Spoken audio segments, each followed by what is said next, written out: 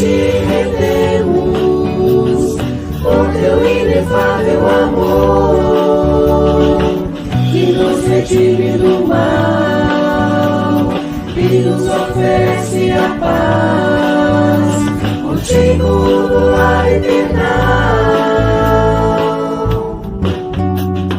Quero dedicar minha vida somente ao teu louvor, por tua graça sem par.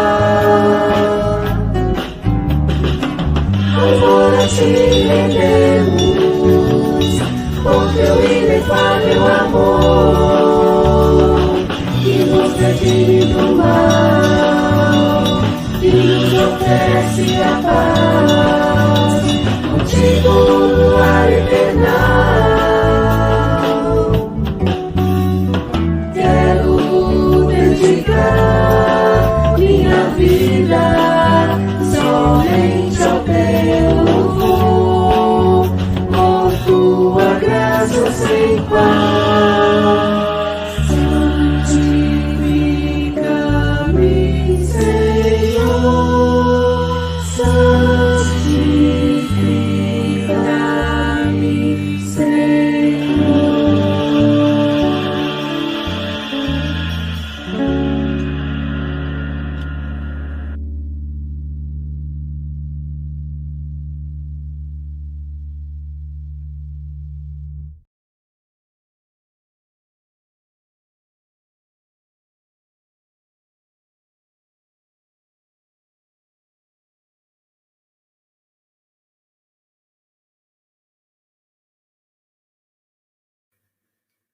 Boa tarde a todos e todas. Boa tarde para quem está aqui na Europa e bom dia para quem está no Brasil. Bom, nós agradecemos, né, a companheira Renê, que se empenhou muito para que esse fórum acontecesse, e todos os brasileiros e brasileiras que estão morando fora do Brasil, né? Nós temos uma preocupação com o nosso país, e esse primeiro fórum evangélico, né, internacional evangélico, ele nasce das inquietudes, né, desses brasileiros e brasileiras, né, vendo imigrantes, né, dentro de países europeus ou outros países do mundo, né, que apesar de estar longe, né, do Brasil, mas eles têm, né, a necessidade de refletir, né, e aprofundar mais sobre o que passa na igreja nesses últimos 5 anos. Mas nós queremos dizer que a igreja do Brasil não é agora, ela já vem sofrendo algumas transformações anos e anos, né, e temos sido resistentes porque nós vimos que viemos de igrejas que era necessário, né? Eu estava conversando aqui com o pastor, né, de fazer teologia, de estudar, de buscar, né, uma teologia que dialogasse com a comunidade, né? Os pastores antes tinham que ter uma formação, e a formação era longa, porque também precisava de uma base filosófica, e pastoras também, né? Muitas igrejas abriram na década de 70, 80, para nomear suas pastoras também, que passava para uma formação. Mas o nosso fórum hoje, eu gostaria, né, nesse momento, da gente fazer 1 minuto de silêncio.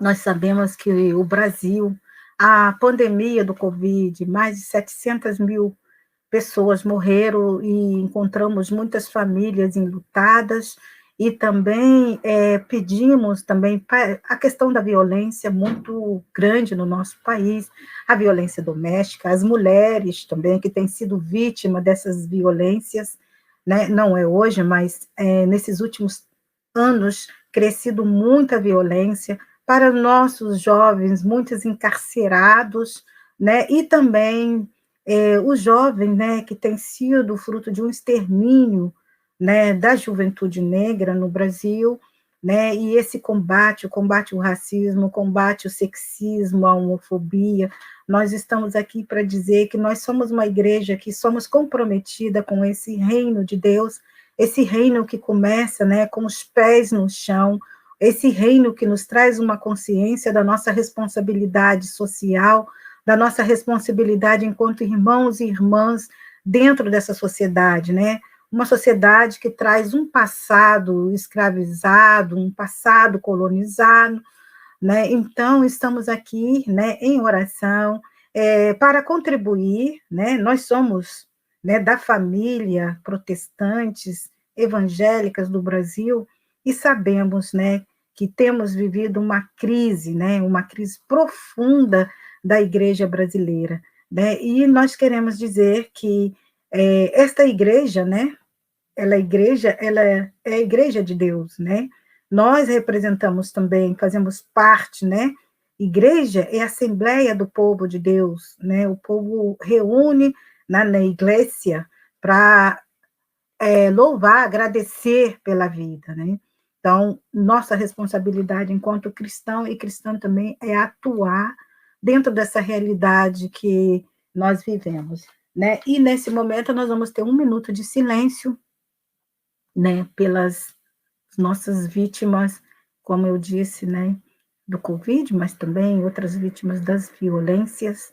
E começamos nosso 1 minuto de silêncio para as famílias enlutadas, famílias que perderam suas crianças, seus jovens, né, numa luta de uma guerra, né, que encontramos dentro das comunidades também de favela, dentro das comunidades, né, no Brasil periférica, e as suas lágrimas têm sido as nossas lágrimas. Então, nós queremos, nesse momento, pedir todos vocês que estão aí do lado, do outro lado, que continuam orando, né, pelo Fórum Internacional Evangélico e também pelas nossas famílias no Brasil. E agradecemos desde já a todos vocês nessa manhã e nessa tarde, né, de estarem aqui com a gente para escutar a reflexão de alguns pastores e teólogos, né, que vão contribuir também para a gente repensar uma outra sociedade, uma nova igreja, porque a igreja também reflete muito o que passa dentro da sociedade, né? A igreja não está desvinculada e separada. Então, começamos 1 minuto de silêncio, né, em nome dessas famílias, né, que têm sofrido a questão da fome, né, essa violência.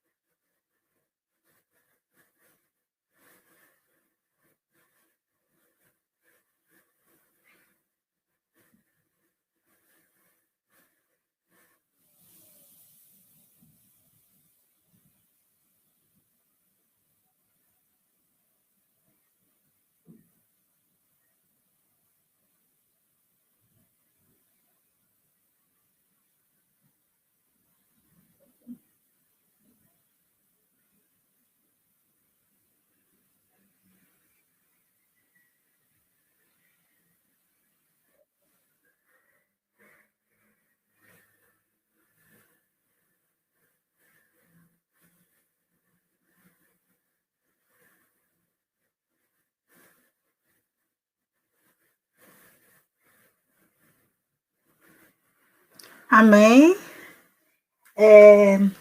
Ontem começou o Fórum Internacional Evangélico, tivemos 2 pastores, a Renê que conduziu, né, a tarde de ontem, e foi muito inspirador, né, os pastores que estiveram presentes com a gente, né, Nelson e o pastor Cláudio, e hoje, em continuidade, né, neste Fórum Internacional Evangélico, eu vou ler um texto, né, é um salmo latino-americano, né, adaptado, né, feliz o homem e a mulher que vive na verdade. Então, nós chamamos, né, esses homens e mulheres, né, que confirmam a sua fé nesse Deus, né, que age na nossa vida, e que a gente possa, né, refletir sobre a verdade, né? A questão da verdade, né? Então, feliz o homem e a mulher que vive na verdade. Bem-aventurado o homem e a mulher que protesta contra os que aceitam a desigualdade ou a injustiça e contra os que acreditam que os governos não podem fazer mais do que fazem. Bem-aventurado o homem e a mulher que não fecha seus olhos ante um tanque, um avião de guerra ou um revólver ou armas. Assim os terá limpo para contemplar inutilmente os corpos mortos dos que morrem na guerra. Até quando, Senhor, seguiremos tolerando que morram homens e mulheres diariamente ao sol, de fome, só porque, se não criarmos guerra, as fábricas de armas não terão que desaparecer?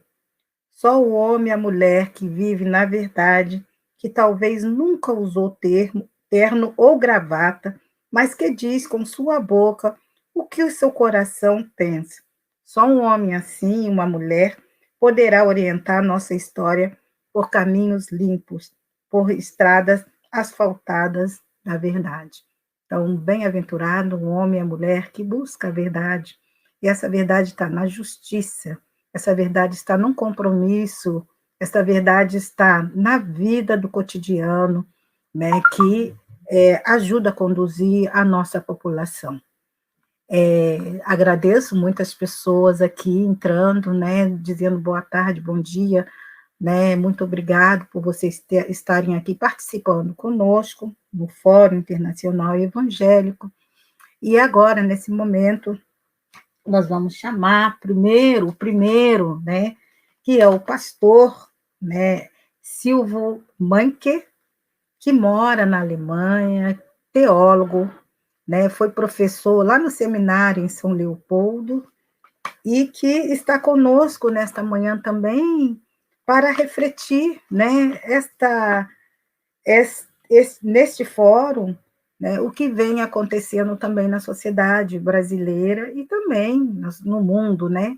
Nós vivemos hoje muitas mudanças, né, dentro de um sistema ecológico, uma mudança, né, nas relações sociais, uma mudança na família, uma mudança também de referenciais, né, sociais, de referenciais de vida.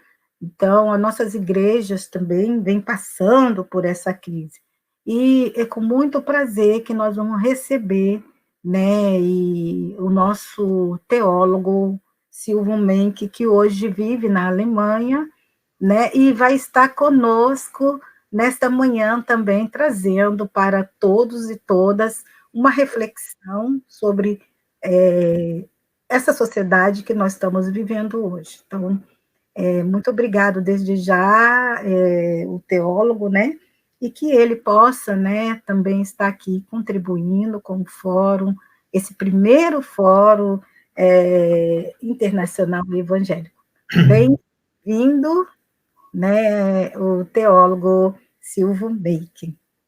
Muito obrigado, saúdo vocês, irmã Suzete, irmã René, colegas, e o meu abraço especial a você que acompanha esse fórum, seja no Brasil ou seja em outra localidade. Eu fiquei muito contente quando pude aceitar o convite de participar e logo em seguida eu me assustei. O Brasil é tão grande, pensei comigo, e há uma diversidade cultural, religiosa tão ampla, e estão acontecendo tantas coisas no Brasil ultimamente, mais polêmicas do que no passado. E o que vou eu dizer de significativo num curto espaço de tempo foram ideias que me ocorreram e que me assustaram um pouco. Mas então, para sair desse dilema, eu escrevi alguns assuntos para me orientar. E o primeiro assunto, o Brasil é um país laico. Esse termo envolve a relação entre igreja e Estado, entre fé e política, entre religião e governo, entre espiritualidade e prática da cidadania. Para me aproximar do tema, o Brasil, um Estado laico, eu vou apresentar alguns aspectos dos meus bisavós. Quando o meu bisavô, Albert Meinke, imigrou no Brasil, vindo do norte da Alemanha, para se estabelecer no sul do Brasil, no Vale do Caí, no Rio Grande do Sul, ele encontrou ali uma jovem imigrante do estado de Hessen, e o seu coração pulsou mais forte. Os dois namoraram e casaram, mas não puderam casar-se na igreja, porque eram evangélicos luteranos. E o Brasil era um estado confessional. E por circunstâncias da história, era um estado confessional católico. Os meus bisavós tinham liberdade de crença. Eles podiam se reunir em casa, com os vizinhos, para cantar seus hinos, para ler um trecho da Bíblia em conjunto, refletir a respeito, para estudar os documentos da reforma, isso eles podiam fazer. Mas eles não tinham liberdade de culto. Eles não podiam celebrar a sua fé em prédios que tinham aparência de igreja. Mas o que era grave, que os ofícios de casamento, de batismo, eram registrados nos arquivos da Igreja Católica, da comunidade local católica. E não sendo ali registrados, não existiam. Então, o casamento dos meus bisavós não era válido. Diante do Estado, diante das repartições públicas, eles viviam como se vivessem em concubinato, diante do Estado, que era confessional. E eu penso que esse tema é atual hoje, porque eu vejo movimentos e grupos no Brasil que pretendem apropriar-se dos símbolos religiosos como se quisessem voltar a um estado confessional novamente e dizer: a nossa religião é a única certa.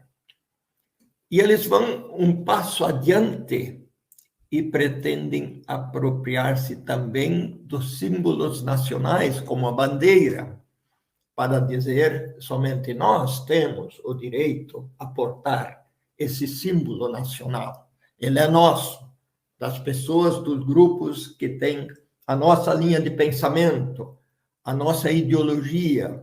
Ideologia é o conjunto das ideias de alguém. Todos nós temos a nossa ideologia, e esses grupos dizem: essa bandeira pertence a somente quem tem a nossa ideologia.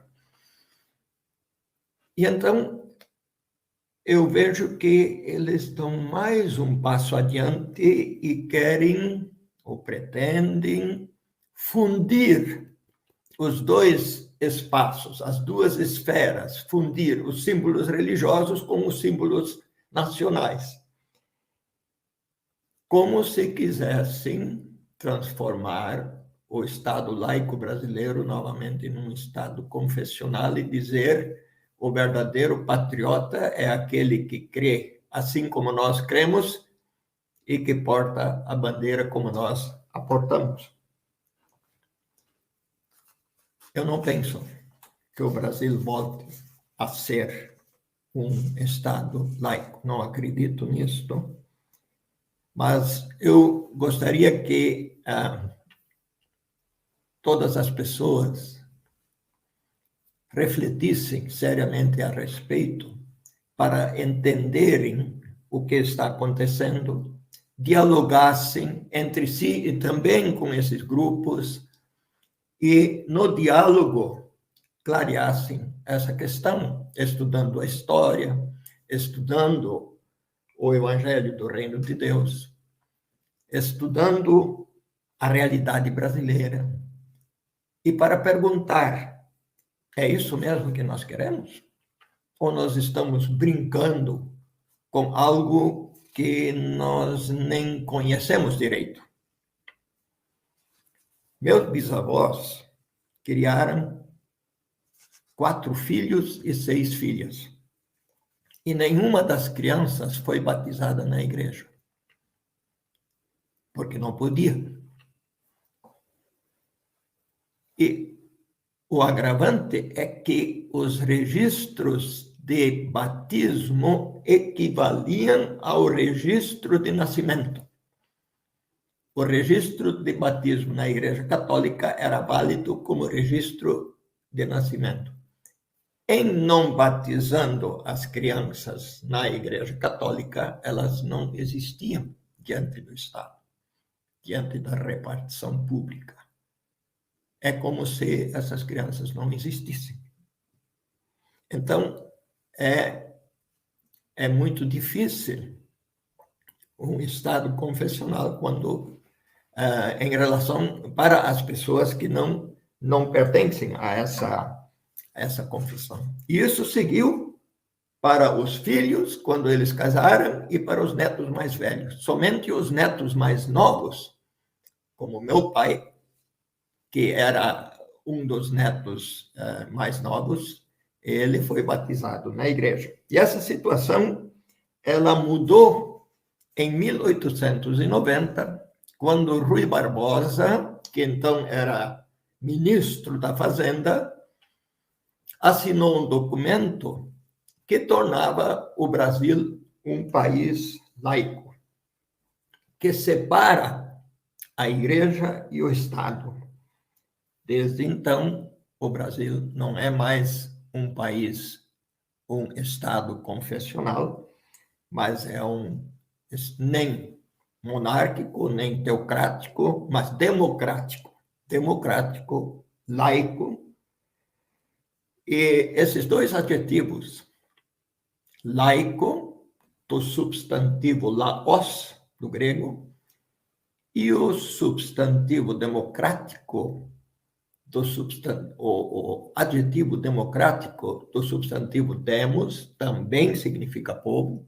Então, ambas as palavras têm a sua origem etimológica, significando o povo. Agora, é o povo que decide, a pessoa decide ela mesma qual a religião quer seguir, qual a fonte da qual quer saciar a sua sede espiritual e qual a confissão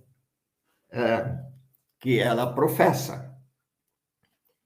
E o Brasil veio bastante tarde com essa medida, porque já o reformador Lutero, lá no início do século XVI, falava nas 2 esferas do governo de Deus.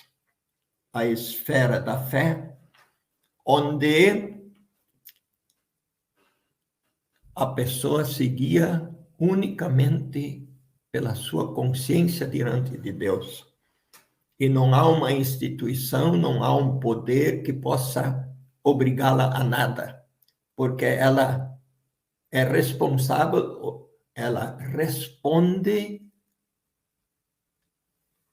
somente a Deus pela sua consciência. E a outra esfera, que é o Estado, onde a pessoa, como cidadã, crendo ou não crendo, se submete às leis do Estado. Então, Lutero já distinguia essas duas esferas, mas eu não quero entrar nesse assunto, porque ele é vasto e é até certo ponto um pouco complicado e difícil. A gente precisava de muito espaço para isso. E a Revolução Francesa, 1789 a 99, ela realizou concretamente a separação de Estado e Igreja. E somente um século depois, o Brasil tomou essa medida e somente então os meus bisavós e os seus descendentes passaram a ser cidadãos com direitos plenos, porque antes, além daquilo que eu já mencionei, eles também não podiam votar, nem ser eleitos e nem serem nomeados para cargos públicos. Quando o Estado é laico, é o Estado, como instituição, que se torna aconfessional, arreligioso. Mas isso não significa que o seu povo precisa ser ateu, não religioso. É o Estado que é religioso. Pelo contrário, o povo tem a liberdade religiosa, ampla liberdade religiosa. E quem marca o limite da liberdade é a Constituição Federal. É a Constituição Federal que vai dizer qual a religião é permitida e qual não. E, em princípio, todas as religiões são permitidas, a não ser que ela fere a Constituição, ela fere o princípio da liberdade das pessoas, ela fere o princípio da convivência pacífica das pessoas, somente então ela será limitada, será proibida. Então, o limite da liberdade religiosa é marcado pela Constituição Federal. Eu pessoalmente desejo que todas as expressões religiosas, todas as confissões, todas as fontes espirituais das quais nós nos alimentamos sejam arejadas, sejam abertas, sejam abertas ao diálogo, né? Sejam acolhedoras, sejam inclusivas, não exclusivas, e sejam amplamente ecumênicas, porque Deus ama a todos os seus filhos e todas as suas filhas, sem excluir ninguém. Ele ama os fortes e os mais fortes. Ele ama os inteligentes e os mais inteligentes. Ele ama as pessoas bonitas e as mais bonitas. Ele ama os atletas e os cadeirantes, as pessoas portadoras de deficiência. Ele ama os nossos irmãos indígenas e os nossos irmãos de raízes africanas. Ele ama os teuto-brasileiros, como eu, mas também os luso-brasileiros, os ítalo-brasileiros, os nipo-brasileiros e todas as gentes que fazem a bela população brasileira.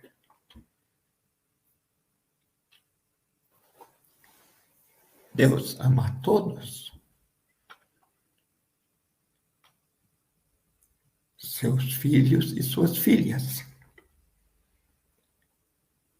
Por isso, ninguém deve ser excluído.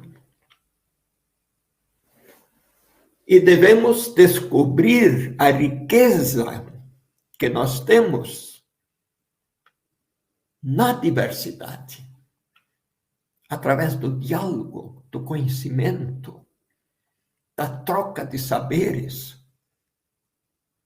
Ali está a riqueza. A riqueza não está na uniformidade. O uniforme limita, empobrece, estreita. É na diversidade. Isso já começa com o prato de comida. Quanto mais colorido o prato, mais rico ele é. Imagine um prato só branco, sempre só branco. A pessoa nem vai conseguir viver se comer todos os dias um prato de arroz branco somente. O prato precisa ser colorido, diversificado. A mesma coisa, a mata, a selva. Quanto mais diversificada, mais rica ela será em mamíferos, em aves, em libélulas e borboletas, em flores e frutos. Então, a riqueza está na diversidade. E o nosso país é tão diversificado. Ele é um exemplo de diversificação. Então, nós precisamos descobrir a grande riqueza que nós temos na diversidade. E ninguém, dentro dessa diversidade, traz a verdade no bolso, nem na mala, e nem na conta bancária, e nem nas bravatas. E também não adianta levantar a voz e nem levantar o volume do microfone, porque a verdade não aumenta no volume. Geralmente a verdade gosta de vir em voz até não muito chamativa, e a verdade não gosta de espalhafato, de muito colorido. Quem gosta muito mais de colorido, espalhafato, é a mentira. É a mentira que grita, que faz bravatas, porque parece que a voz quer dizer, olha, eu estou falando a verdade, por isso eu grito. Não, a verdade, ela é mansa, ela é silenciosa até. E a população brasileira se compõe de indígenas, de negros, de mulatos, de brancos, de todos esses que eu já citei, de teuto-brasileiros, luso-brasileiros, nipo-brasileiros, de pequenos agricultores, de grandes lavoureiros, de sem terras e de ribeirinhos, e todos e todas têm o direito a uma vida plena, a uma vida bonita, a uma vida que vale a pena ser vivida, porque Deus diz, eu te amo e tenho alegria em ti. Eu me alegro quando tu vais bem. O meu amor por ti quer que tu tenhas uma vida boa. E, como eu disse, a riqueza, nossa riqueza de brasileiros e brasileiras, nós descobrimos quando dialogamos em nível de iguais, ouvimos a outra pessoa para entendê-la, ela nos ouve, nós nos corrigimos mutuamente, nós nos enriquecemos uns aos outros. E quando nós formamos um conceito sobre outra pessoa sem conhecer essa pessoa, nós formamos um pré-conceito. Formamos um conceito antes de conhecer, o que muito acontece em calúnias, em malversações. Então, a gente fala mal de alguém sem ir lá antes para ouvir as dores, os amores daquela pessoa, suas esperanças, suas frustrações, seus sonhos realizados ou não realizados, seus desejos, a família, a preocupação com a família. Quanta coisa mal se diz contra as pessoas que tiveram que sair da terra e resistiram, porque não queriam cair na favela onde o barraco vira geladeira no inverno e estufa no verão, onde os filhos não têm nenhuma mesa para fazer os seus temas de casa. Resistindo, se organizaram no movimento do Sem Terra e, quando recebem um pedaço de terra, produzem para valer. Mas tanta coisa mal se fala deles, sem ir lá visitá-los. Por exemplo, em Gravataí, onde os agricultores assentados são os maiores produtores de arroz sem veneno da América Latina. Vale a pena visitar, fazer um passeio, falar lá com os amigos. Tenho vários amigos lá que eram membros da comunidade onde eu trabalhei, em Cunhaporã, Iraí. Resistiram quando perderam o espaço, quando perderam a sua função de peões e tiveram que sair e não queriam cair na favela.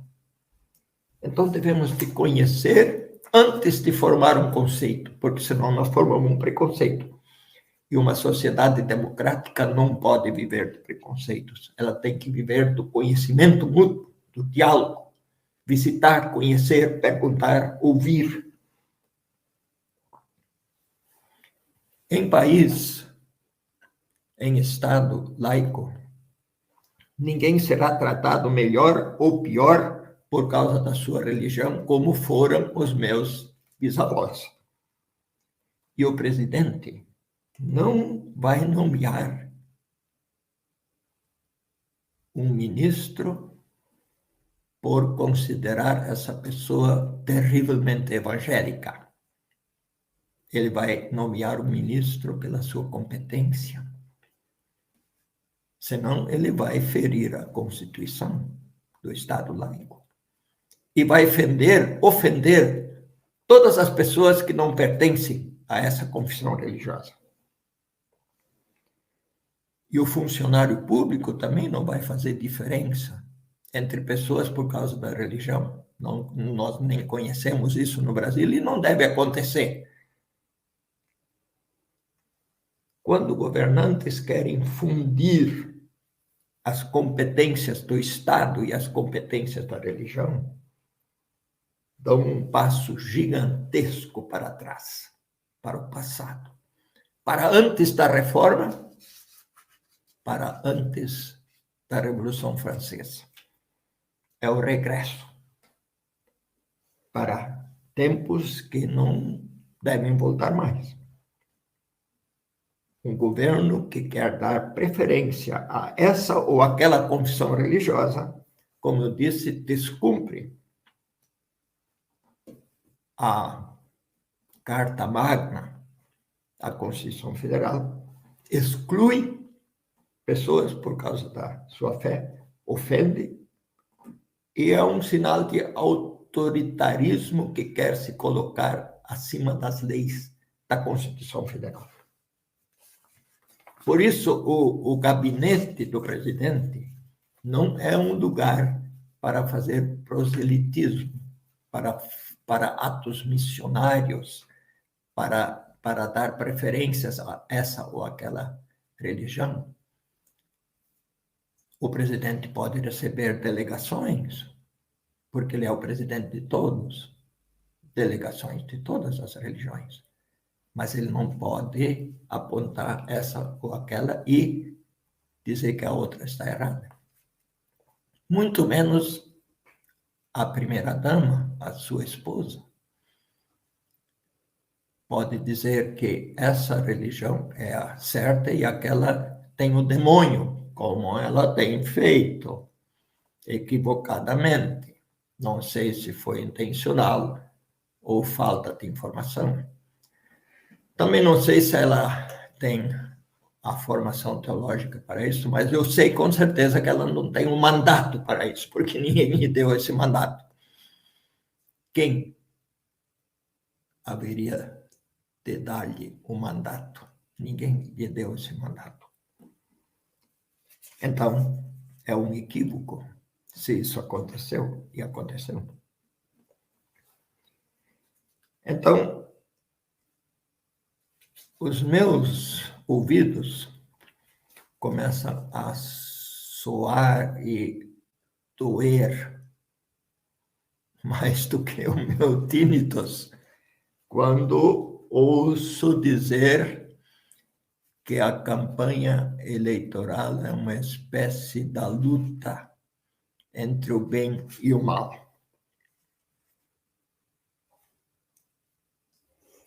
Vejo grupos fazendo campanha como se fosse uma espécie de guerra santa. Em Estado laico, isso não é bom acontecer. Além disso, não existem as pessoas sempre corretas, sempre do bem, e outras pessoas sempre incorretas e sempre do mal. Isso não existe. Nós todos temos a experiência de nós mesmos, que nós somos limitados e limitadas. Todos nós somos limitados em nossas forças físicas, em nosso conhecimento, em nossa sabedoria, em nossa vida ética e moral. Nós fazemos tropeços. Na longitude na nossa vida, ela um dia acabará. Então, todos nós somos limitados. E os psicólogos nos dão razão. É por isso que existem psicólogos. Porque há tropeços, há incertezas, há contradições na vida, há incongruências que os psicólogos, as psicólogas nos ajudam a desvendar. E os modernos pesquisadores da mente humana, do cérebro humano, também nos dão razão nisso. E o apóstolo Paulo já dizia: o espírito é forte, mas a carne é fraca. E o Lutero, reformador, dizia que somos todos simultaneamente justos e pecadores. Somos justos porque somos justificados, declarados justos, apesar de não sermos.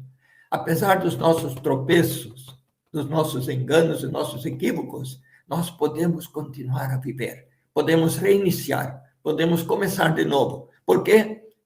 Porque Deus nos declara justos. Porque a medida de Deus é a gratuidade, é a graça, é a bondade, é o amor, e não o mérito. O vocábulo meritocracia é um vocábulo da economia, da ideologia neoliberal, mas não é vocábulo preferido de Deus. O vocábulo preferido de Deus é a graça, a gratuidade. Somos limitados. Por isso, que é o maior motivo para sermos democráticos. Porque se somos limitados, podemos sentar-nos juntos, juntar as nossas limitações, nossos conhecimentos dentro das nossas limitações e enriquecer-nos mutuamente. Esse é o diálogo democrático, o motivo do diálogo democrático. Não existem os super-homens que vêm como salvadores da pátria para resolver os problemas da sociedade. Quem resolve os problemas da sociedade é a sociedade em diálogo, que vai buscar em conjunto, coletivamente, as soluções. O super-homem é uma fantasia do filme de Hollywood, e a super-mulher maravilha também.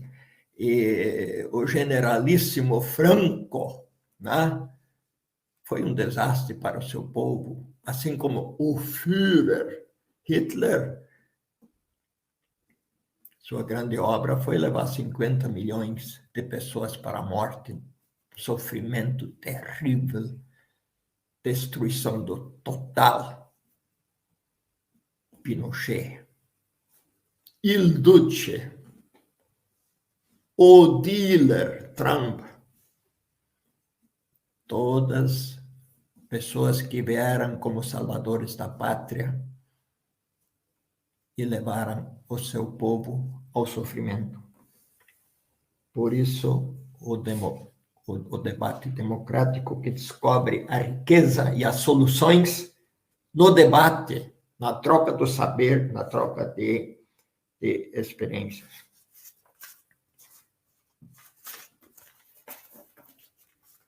Os meus ouvidos também soam de maneira estranha quando me dizem, e muita gente me diz isso, que o nosso presidente foi eleito por Deus. Meus ouvidos, primeiro, não queriam acreditar. Quem elege seu presidente é o povo consciente, esclarecido, através da urna, em países democráticos. E é até uma contradição se alguém diz que foi eleito por Deus, mas teme a urna. Não devia temer a urna. Talvez Deus queira que ele fique só 4 anos, que ele já cumpriu a sua função. Ou Deus está decepcionado com ele, então ele não vai ser eleito, caso fosse Deus que elegesse. Mas eu refleti muito sobre isso, porque eu fiquei intrigado, né? Eu refleti muito contra isso. Então, é porque eu acredito eu acredito que Deus é onipresente, que Ele é onipotente, que Ele é todo-poderoso, que Deus está no comando. Eu acredito que acima de nós está Deus. Deus acima de todos nós, eu acredito. Mas eu quero compreender como isso acontece. Onde ele age, de que maneira ele age. Eu fiquei encucado com isso. Mas como se vê? Não se vê. Eu posso apontar e dizer lá está uma árvore, ali está uma casa, mas eu não posso dizer lá está a ação de Deus, Todo-Poderoso, que está no comando. Então eu fiquei encucado e fui procurando. E eu pensei assim, que tal se eu perguntasse um irmão indígena como ele entende isso? Deus está no comando.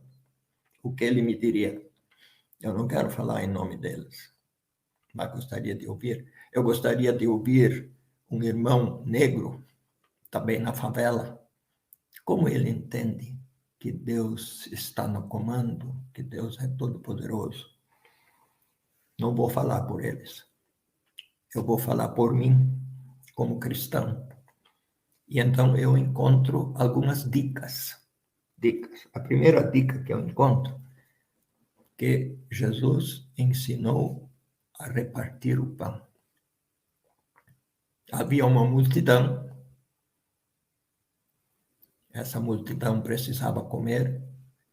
Os discípulos preocupados. E Jesus perguntou, o que vocês têm aí? Eles disseram, temos 2 peixes e 5 pães. Pouca coisa. Organizem-se, dividem-se em grupos e comecem a distribuir. 5 pães, 2 peixes, quer dizer pouco. O que havia, na verdade, não se sabe, mas quer dizer que havia pouco. Começaram a distribuir, todos mataram a fome e ainda sobrou. 12 cestos, simbolizando as 12 tribos do povo de Israel. Quer dizer, a abundância para todos quando se distribui o pão. E o pão não é só o pão feito de farinha, que se assa no forno. O pão é também tudo que é necessário para viver bem, as necessidades básicas que suprem a nossa vida. O pão é acesso à medicina, o pão é acesso ao dentista, é acesso a uma casa confortável, é acesso ao banco escolar, é acesso às necessidades básicas num país onde a divisão do pão deveria ser muito mais fácil do que naquela vez onde havia somente 2 peixes e 5 pães. Quanta fartura esse país riquíssimo brasileiro, onde se produz tanto alimento, mas durante 500 anos a sociedade brasileira não conseguiu saciar a fome de toda a sua população. Houve um tempo que a ONU tirou o Brasil do mapa da fome, mas agora ele voltou de novo ao mapa da fome. Então, a vontade de Deus, o seu poder consiste em dar-nos a possibilidade, sempre de novo. Ele nos dá a possibilidade de realizar a sua vontade. Esse é o seu poder, esse é o seu comando. Assim ele está no comando, assim ele é todo-poderoso. Mas quem atrapalha somos nós, quem bota a pedra no caminho somos nós, para que isso não aconteça, porque nós não conseguimos organizar uma sociedade, uma convivência humana, onde todos estão incluídos e todas estão incluídas e todas têm a vida suprida em suas necessidades básicas. Essa é a primeira dica. E Jesus levou isso tão a sério que nos ensinou a pedir o pão nosso no plural, o pão nosso de cada dia, e não somente o pão da minha família, o pão meu, o pão dos meus amigos, o pão da minha classe. Não, o pão nosso para todos. E antes de se despedir, reuniu os discípulos e quebrou o pão, distribuiu o vinho e disse: façam assim. Para lembrar-se de mim, façam assim. Vejam só. A grande tarefa dos seguidores de Jesus de Nazaré é aprender a repartir o pão. O pão que significa tudo que é necessário para a vida. Será que nós brasileiros um dia chegaremos até lá? Ou é tão difícil? Por que é tão difícil? Essa é uma dica assim que eu encontrei para explicar onde está o poder de Deus, onde está o comando de Deus, como se explica o comando de Deus, como é quando Deus está no comando. E a segunda dica é quando Jesus contou uma parábola assim: o mundo vai ser julgado, os estados, os governantes, as nações serão julgadas.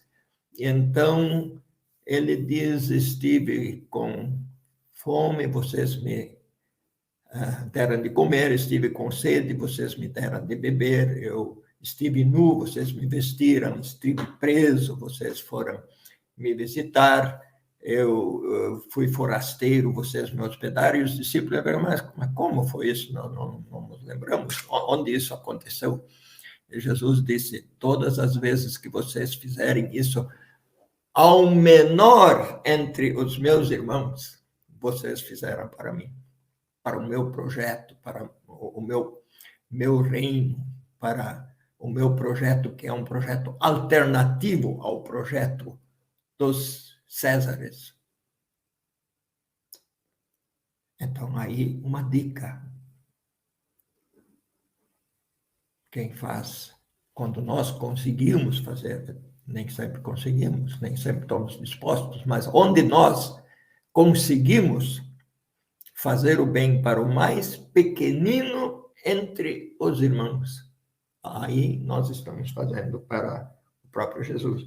E a terceira dica é para saber onde está o comando de Deus, é onde Jesus diz que no reino que ele anunciou, o reino de Deus, onde esse reino está sendo edificado, onde as pessoas arregaçam a manga, sujam os pés de poeira e edificam em sinais o reino de Deus, que sempre já está presente entre nós, mas também sempre está um pouco na frente, sempre a ser buscado, sempre a ser construído, e um dia será pleno.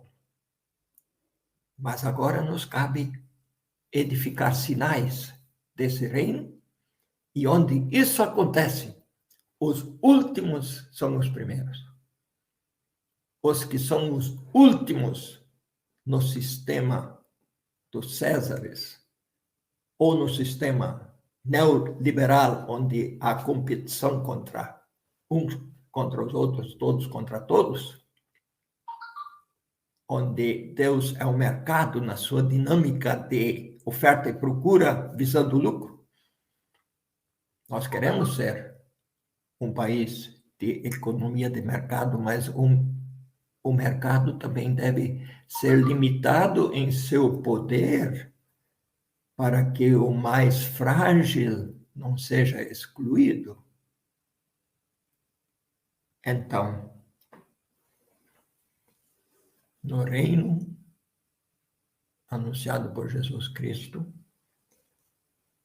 o menor, o último, será visto por primeiro, ouvido por primeiro, curado por primeiro, receberá em primeiro lugar uma moradia digna, e se houver uma pandemia, será o primeiro a ser vacinado.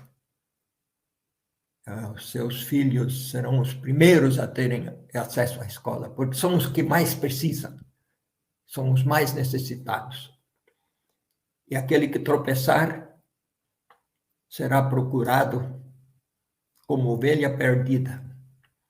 E a alegria será grande quando essa ovelha perdida for encontrada novamente.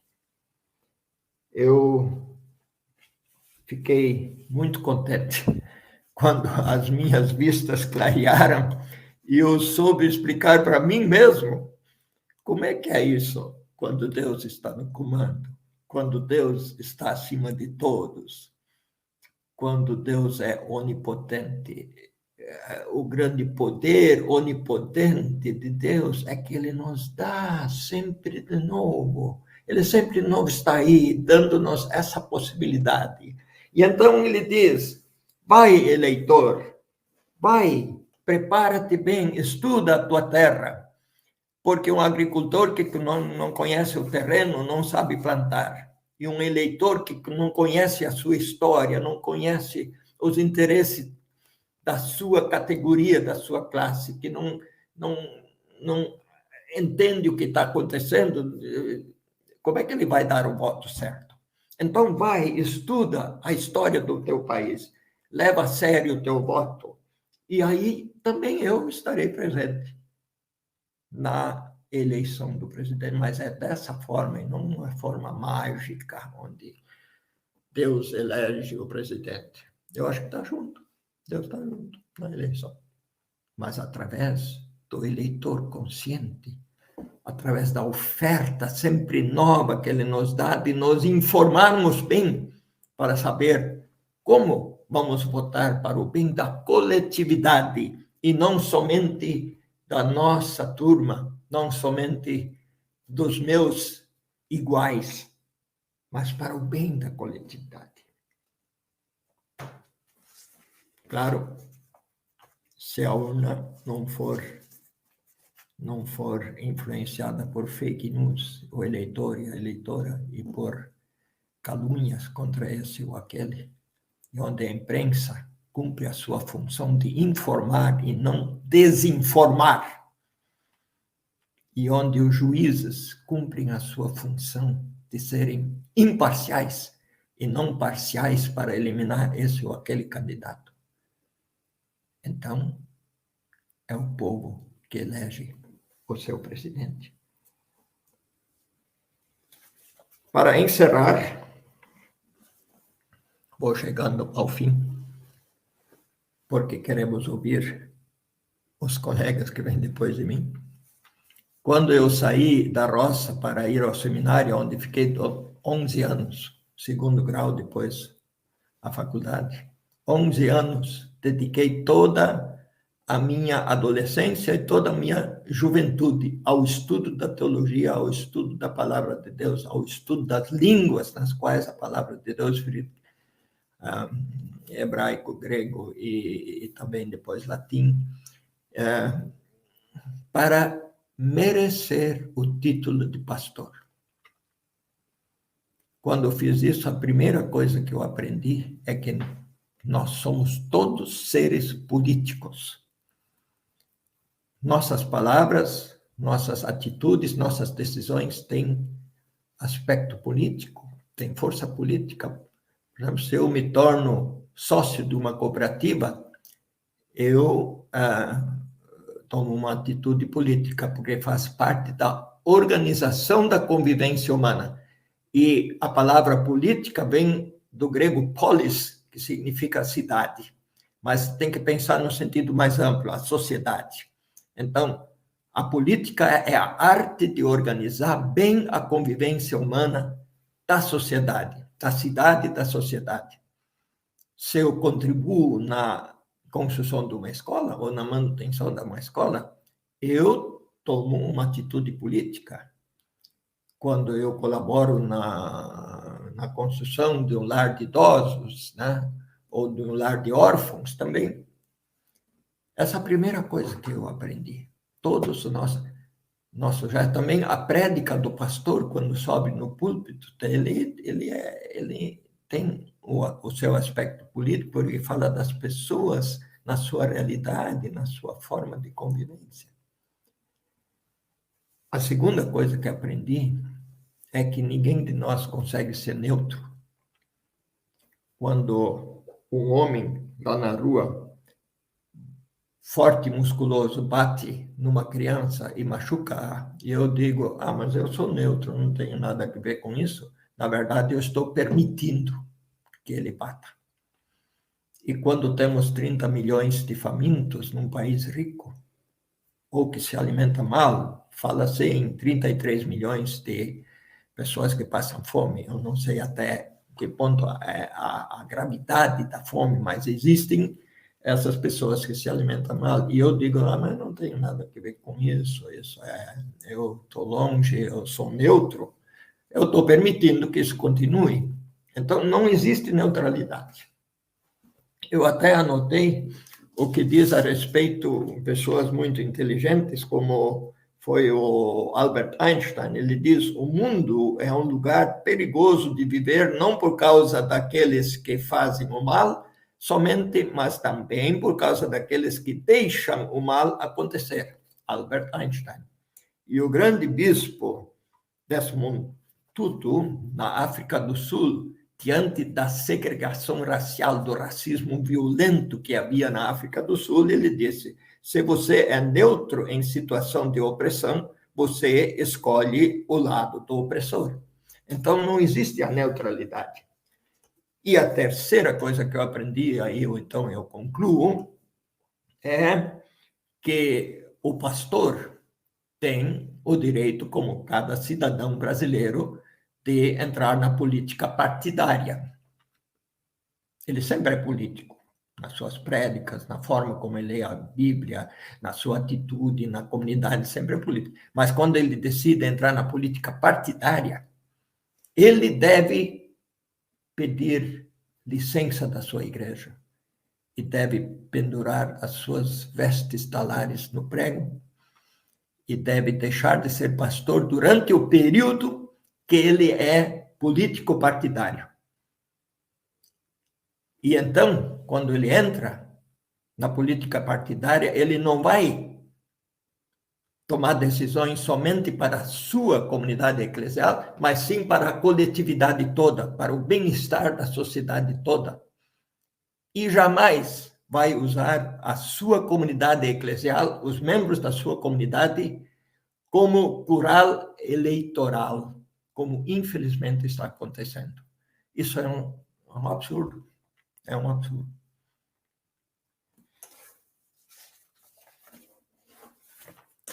Última coisa, uma provocação. Fechem os olhos, imaginem comigo, ontem o Brasil teria voltado a ser um Estado laico, não mais confessional católico, mas confessional evangélico. E os nossos líderes maiores seriam o pastor Eduardo Cunha, o pastor Silas Malafaia, o bispo autoproclamado Edir Macedo, o bispo Valdomiro Santiago,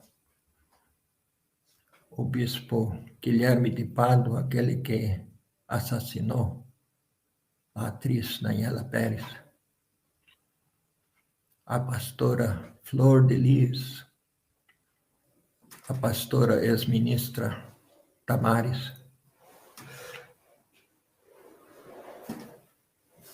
graças a Deus, obrigado. O Brasil não vai voltar a ser um Estado confessional. Muito obrigado. Não me despeço como alguém que tem a última palavra. Estou disposto a dialogar, aceitar correção,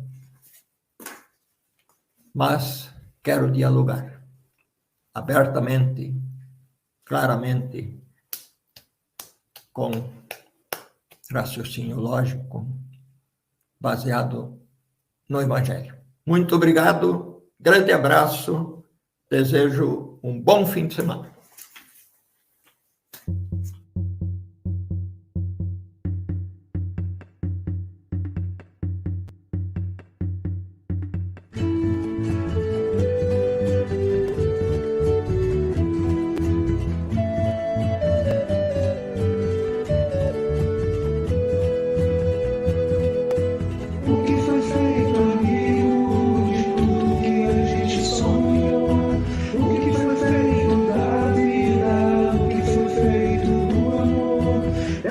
Esperança que vai se apagando cada dia mais e mais. Dessa gente mal servida à procura da plena paz. É saber que o sol brilha ao cessar do temporal. Cantar, semeando o sonho que vai ser real. É saber que o sol brilha ao cessar do temporal. Cantar, semeando o sonho que vai ser real.